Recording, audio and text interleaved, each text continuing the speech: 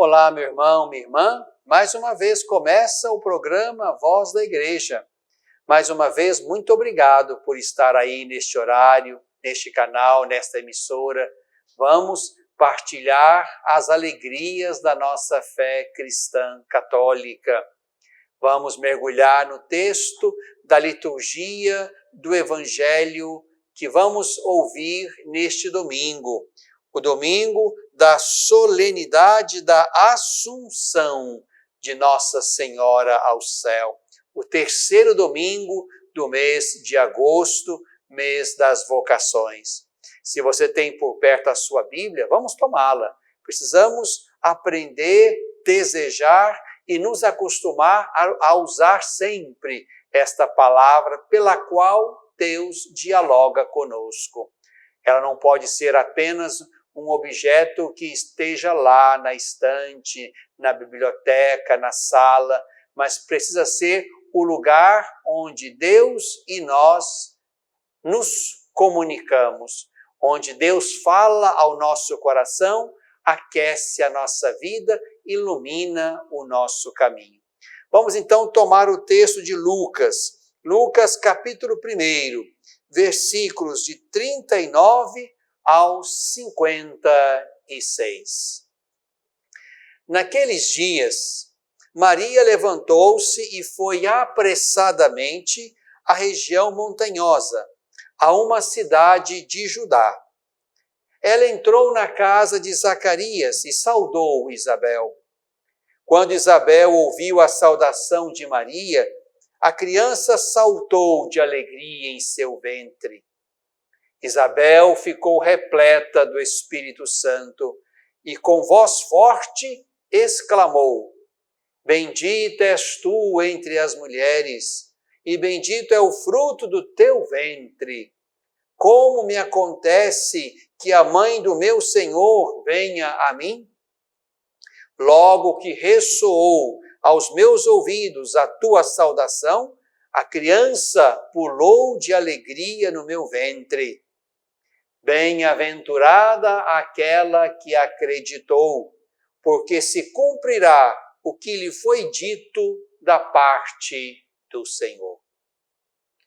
E Maria disse: A minha alma engrandece o Senhor, e meu espírito exulta em Deus, meu Salvador.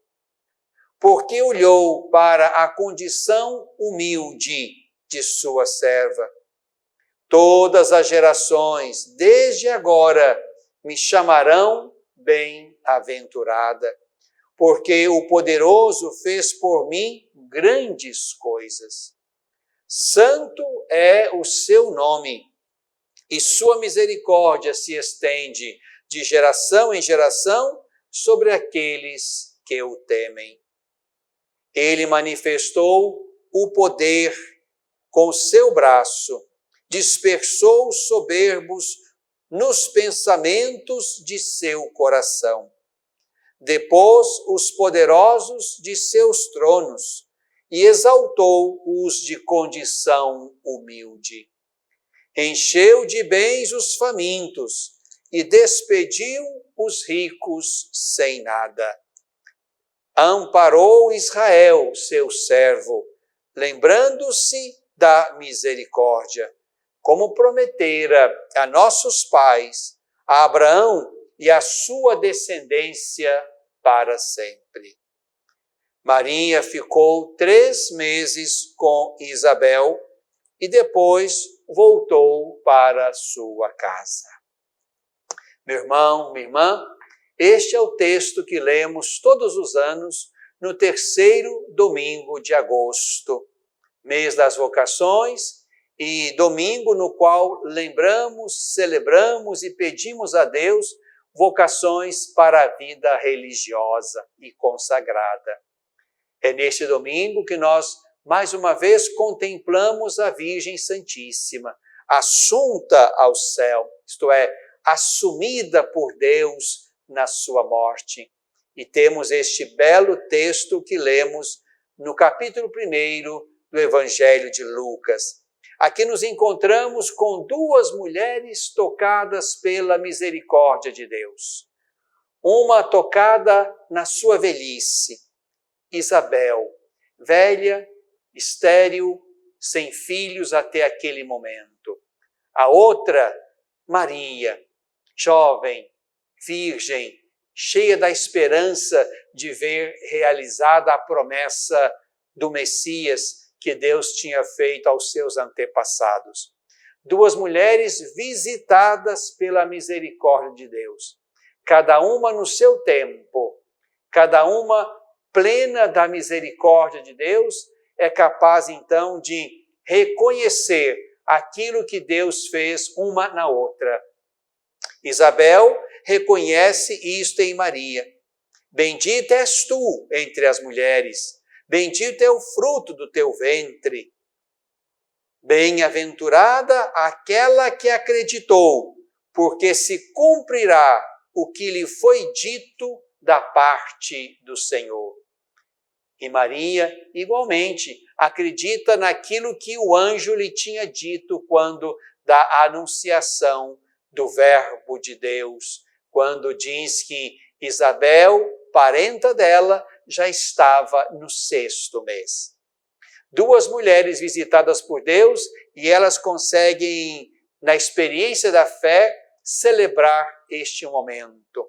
Aqui, neste encontro, nós, digamos assim, podemos perceber a potência da misericórdia de Deus, que age nessas duas e as torna fecundas. A velha fecunda que recebe no ventre o precursor. A jovem virgem que se abre à vontade de Deus e se oferece para que nela se realize a promessa. Duas mulheres visitadas pelo amor de Deus. Ambas humildes, por isso visitadas. Maria, diante da saudação afetuosa, diante do reconhecimento da ação de Deus nela, que Isabel consegue ver e elaborar, então Maria reage com o seu Magnificat. E esse é o canto que a igreja leva consigo como o canto da igreja, como o canto dos humildes. E aqui, por 2 vezes, nós nos deparamos com a certeza de que Deus visita os pequeninos e os torna benditos, bem-aventurados. Versículo 48. Deus olhou para a condição humilde de sua serva. Todas as gerações me chamarão bem-aventurada, porque o Poderoso fez grandes coisas em meu favor. Fez porque Maria mostrou-se humilde. E um pouco abaixo, Deus depôs os poderosos de seus tronos e exaltou os de coração humilde. A liturgia de hoje, meu irmão, minha irmã, a partir desse texto que ouvimos, quer nos convidar exatamente a construir em nós, pouco a pouco, pela via da conversão sincera, verdadeira e profunda, um coração humilde. E nesta condição seremos como Maria, e mais ainda seremos como Jesus, aquele cujo coração é manso e humilde, e a quem nós somos chamados a imitar no caminho da vida e da construção do nosso ser. É aí, é a partir deste lugar de humildade, como Isabel, como Maria, como José, como Zacarias, como outros tantos, é a partir deste lugar de humildade, desta condição humilde, que o Senhor Deus se aproxima e faz grandes coisas em nosso favor, como fez em favor de Maria. É isto que nós reconhecemos nela. Esse texto está em todas as Bíblias. Por isso podemos e devemos reconhecer que nesta pequenina, nesta humilde mulher, Deus, o Poderoso, fez grandes coisas. Este é o lugar, digamos, que atrai a bondade, a misericórdia de Deus. Deus depõe os poderosos, dispersa os soberbos nos pensamentos, mas eleva, exalta os de coração humilde.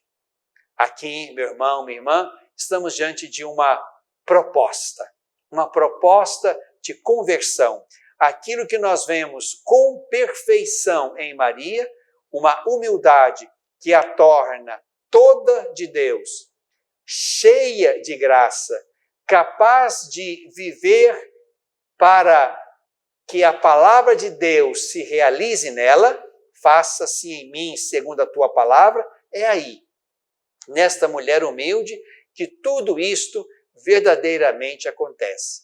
É também aqui ou aí, no nosso coração humilde, que Deus se aproxima para, através da nossa pequenez, da nossa limitação, também fazer em nós, para o bem do mundo, as maravilhas que Ele pode fazer e fará nos corações dos humildes da terra.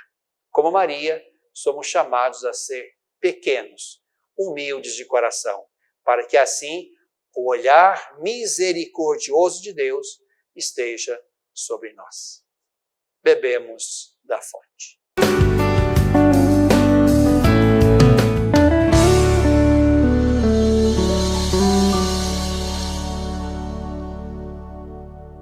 Você tem curiosidade sobre qual o seu chamado para esse mundo? Por que Deus te criou e qual o plano original dele para a sua vida? Então você precisa conhecer a teologia do corpo do Papa João Paulo II. Acesse www.mariadenazaré.com/teologia do corpo.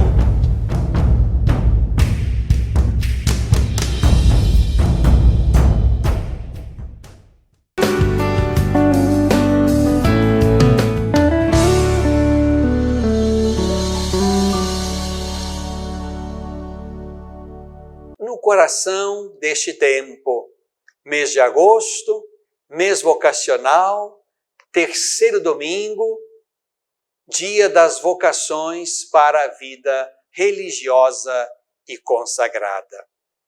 É dia de nós olharmos para aqueles irmãos e irmãs que no coração da igreja tomaram o caminho de um carisma.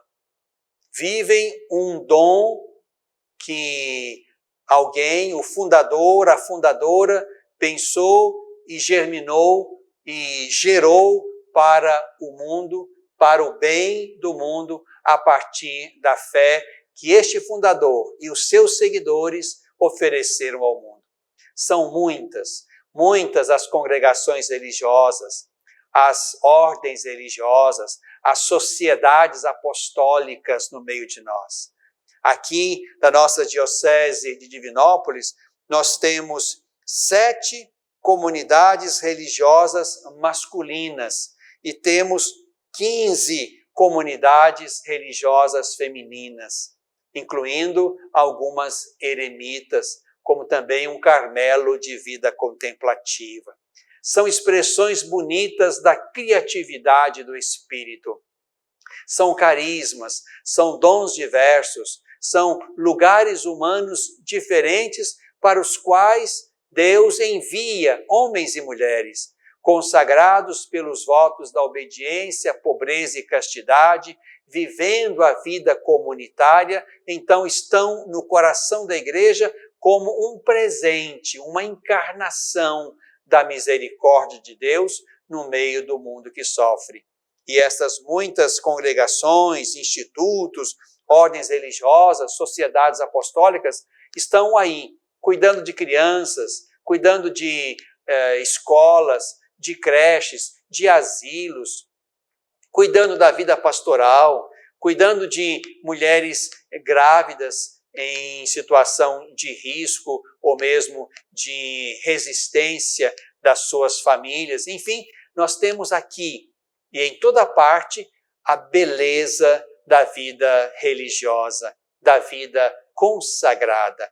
Homens e mulheres que, abrindo o coração para os seus fundadores, querem continuar aquele carisma que Deus plantou no coração do pai ou da mãe fundadora e querem levar isso adiante.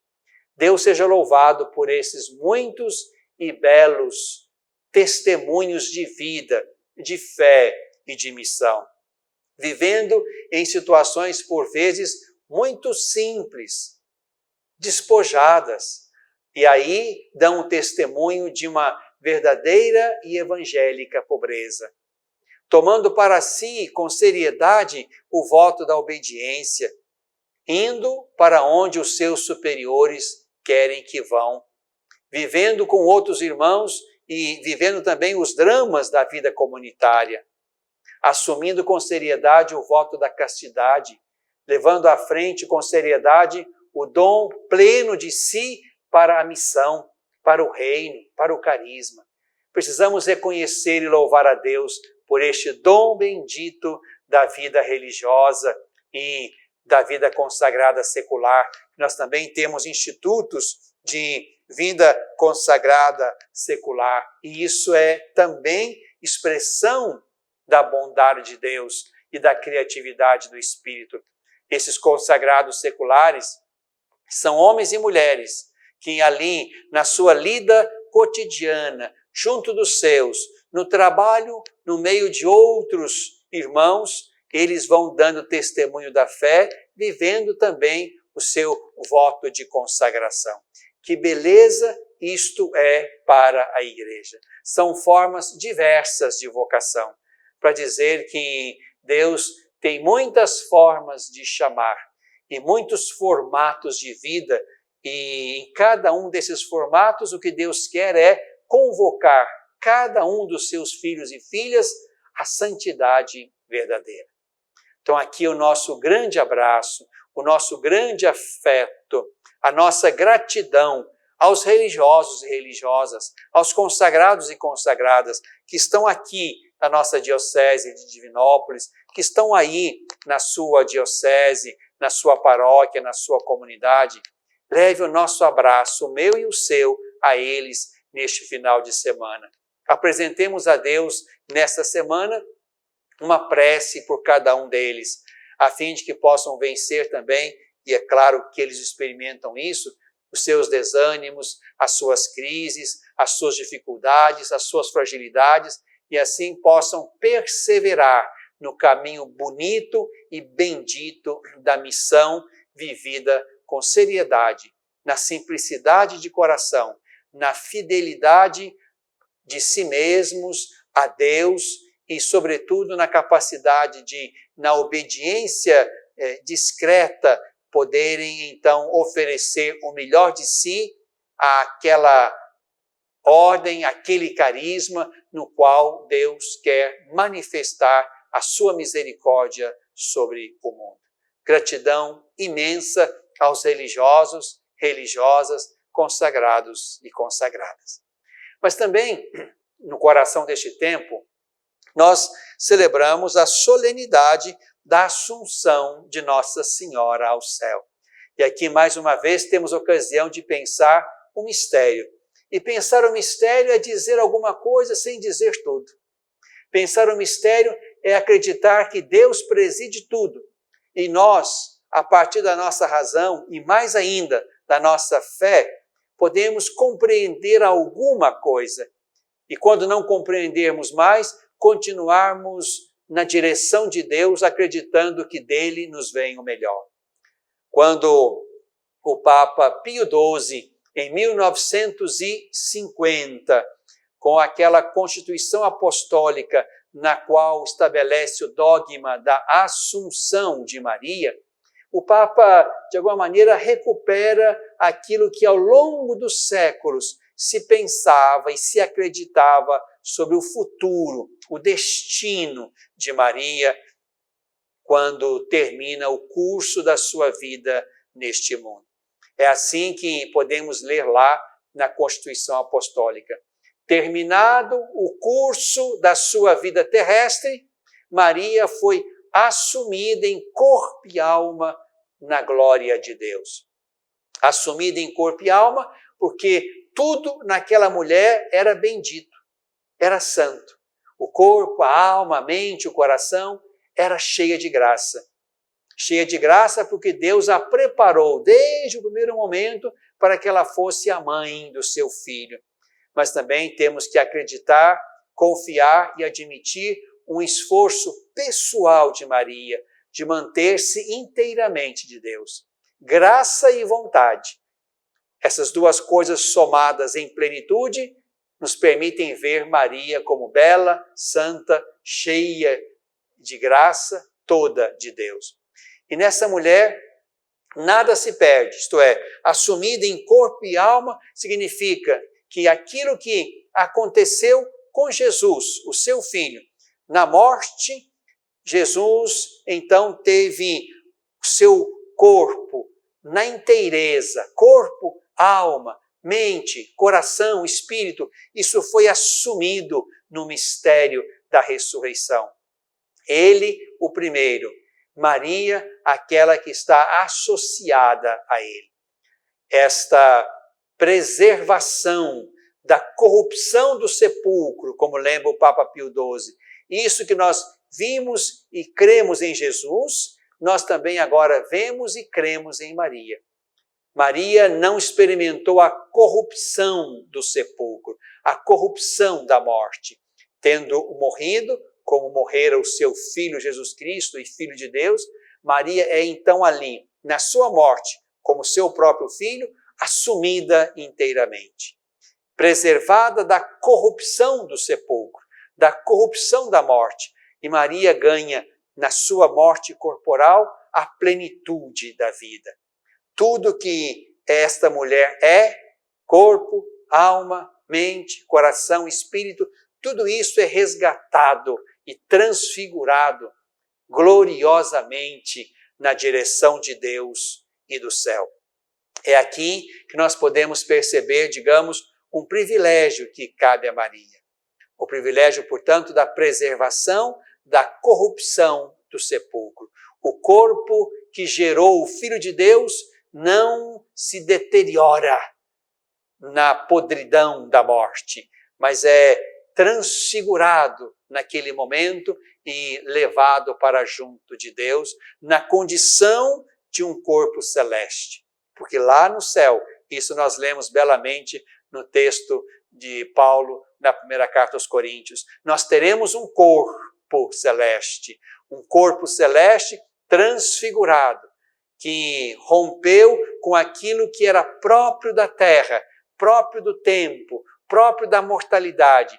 E esse corpo transfigurado, levando consigo a alma também purificada de tudo aquilo que a tornava indigna, impura, pecaminosa, essa alma também purificada e transfigurada, então se apresenta a Deus numa unidade bonita de corpo e alma, que nós também teremos lá diante do Senhor, que nos ressuscita para estar com Ele. Aquilo que nós hoje celebramos em Maria é também a esperança nossa. A esperança que morreremos, o nosso corpo vai conhecer a corrupção, o que Maria e Jesus não experimentaram como privilégio e dom, mas esse corpo que se corromperá na terra, ele também será transfigurado e elevado para junto de Deus, numa alma também purificada, e ali, numa unidade bonita, corpo e alma, estaremos também diante do Senhor no dia da ressurreição. É o que cremos e é o que Maria, mais uma vez, nos ajuda a crer nesta solenidade, no coração deste tempo.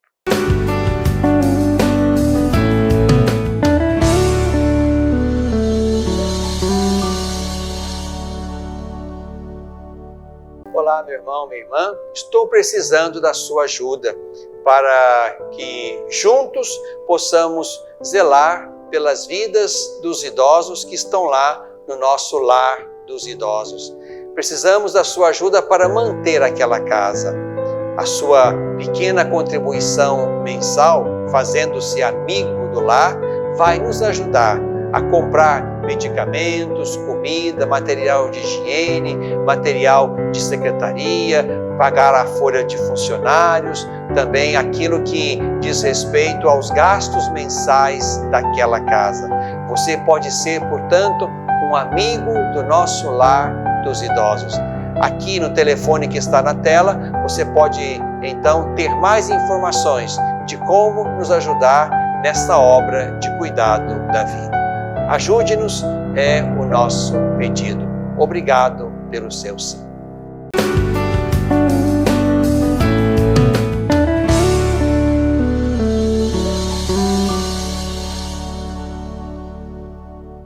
Na tradição da Igreja, estamos desde 1981 vivendo o mês de agosto como o mês das vocações, rezando pelas diversas vocações na Igreja.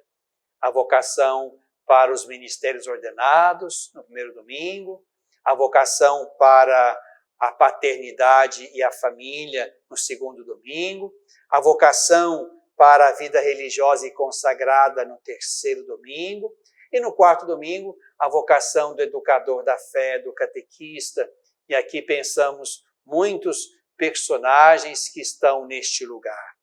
E isso é importante para recordar que nós precisamos de todas essas vocações. E Deus vai nos dar essas vocações quando nós rezamos e pedimos por elas. Por isso é importante que nós não deixemos de rezar. Deus responderá a uma comunidade que reza e que pede. Já ensinava isso São João Paulo II. É importante que neste domingo, o terceiro domingo do mês de agosto, nós de fato rezemos pelas vocações religiosas e consagradas. Por que será que muitas casas de formação, muitos conventos masculinos e femininos estão vazios? Estão com membros envelhecidos? É porque estão faltando respostas positivas a um Deus que chama. É porque talvez esteja faltando o estímulo à escuta. Este estímulo vem do papai, da mamãe, da família, que também coloca no coração dos seus filhos a possibilidade desta vocação consagrada, particularmente neste domingo, pensando a vida religiosa e a vida consagrada secular. É preciso que as famílias voltem a falar disto, a rezar nessa intenção, a rezar pedindo a Deus que chame também os seus filhos para as vocações de especial consagração na Igreja. Precisamos delas, e elas não caem prontas, elas virão das famílias que rezam, que abrem o coração e oferecem os seus filhos para esta possível vocação, este possível chamamento de Deus. Vamos então terminar este terceiro e último bloco com a oração vocacional. Senhor da messe e pastor do rebanho, fazei ressoar em nossos ouvidos vosso forte e suave convite, vem e segue-me. Derramai sobre nós o vosso Espírito, que ele nos dê sabedoria para ver o caminho e generosidade para seguir a vossa voz. Despertai nossas comunidades para a missão, ensinai nossa vida a ser serviço, fortalecei os que querem dedicar-se ao reino na vida consagrada e religiosa. Sustentai a fidelidade de nossos bispos, padres, diáconos e ministros. Dai perseverança a nossos seminaristas. Despertai o coração de nossos jovens para o ministério pastoral em vossa Igreja. Senhor, chamai-nos para o serviço do vosso povo. Maria, Mãe da Igreja, modelo dos servidores do Evangelho, ajudai-nos a responder sim. Amém. Na tradição da Igreja.